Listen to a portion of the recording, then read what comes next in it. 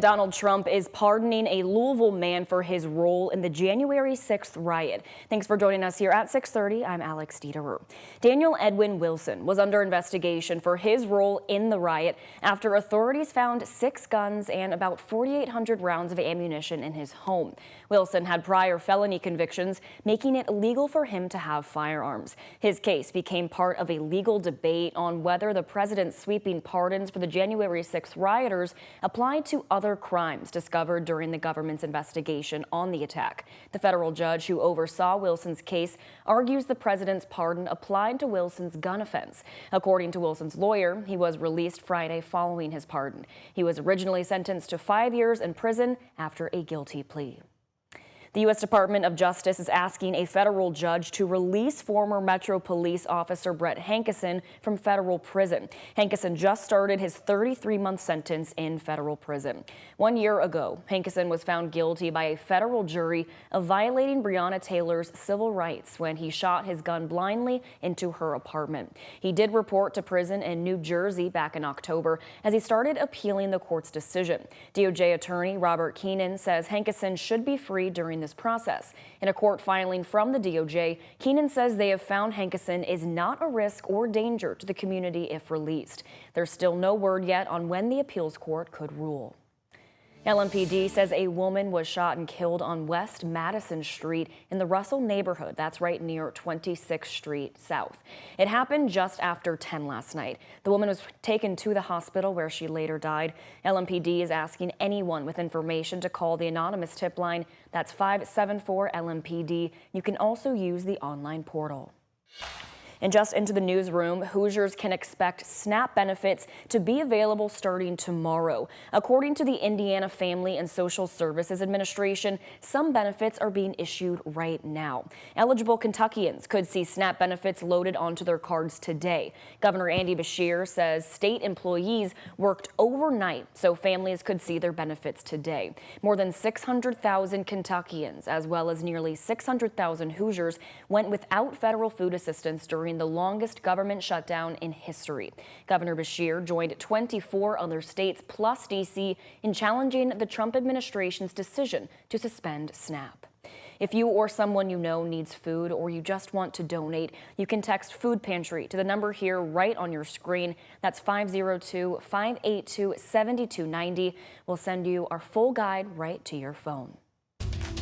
Well, big news coming for Chickasaw Park today. A $5 million anonymous donation will bring a full restoration of the West End Park. Our photojournalist Connie Offit captured the announcement today, and Clarice Shaley is here to tell us all about it. Clarice. Well, Alex, this is huge for the community, and it's a staple meeting area and has been for many generations. Plus, it has a rich history. Greats from the community have loved the park, like Muhammad Ali, who trained there. Today, partners were brought together like the West Louisville Tennis Club and Louisville's Parks and Recreation to celebrate the announcement. Chickasaw Park has always been a cherished space for West Louisville families. Today's announcement marks the beginning of an exciting new chapter, one that builds on the park's rich legacy, but also creates an even more vibrant future for this public space for everyone to enjoy. The neighborhood is still celebrating a newly renovated pond there, finished last year, among other amenities. Project leaders say they're starting to take feedback and already have input about upgrading outdated playgrounds and pavilions. The project will begin next year and is expected to last 2 years. Live in studio, Clarice Shaley, WHAS11 on your side. All right, thank you, Clarice. Some JCPS high school students spent their Saturday learning at a mini med school. U of L's School of Medicine and JCPS gave students a preview of what it's like to be in med school. They learned what surgeons do in the operating room, like tying surgical knots and their process. Another station was specifically on applying to college. Students were told about the scholarship and grants available, what to expect when applying for undergrad, and how to stand out when applying. The event was hosted by Project Heal at U of L. The co-founder told us the goal is to make sure students know all of the different fields they can go into. There's so many variety, and to be able to expose these students at a younger age basically opens many doors, many paths for them later on in the future, just so they can have an early idea to get a head start when they go to undergrad. If you know a JCPS student who might be interested in this program, there will be another one in the spring semester. More than 40 local clothing brands and small businesses made their way to Algonquin Parkway today for what's being called the biggest streetwear market Louisville has ever seen. This is the second Louisville Streetwear Market of the year, presented by Overtuffed Rugs. It allows creatives and entrepreneurs to showcase their latest threads. It was organized in part by Dazon Parker, who said the market and streetwear itself is bigger than fashion.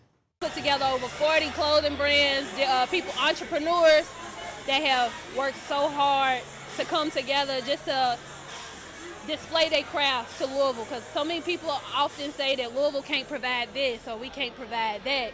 And I just really wanted to show like there's more to Louisville than violence and chaos. We could bring more, we could have a peaceful event, we could do other things than what they say we can't do. Because of the strong turnout today, organizers are hoping to have the market yearly.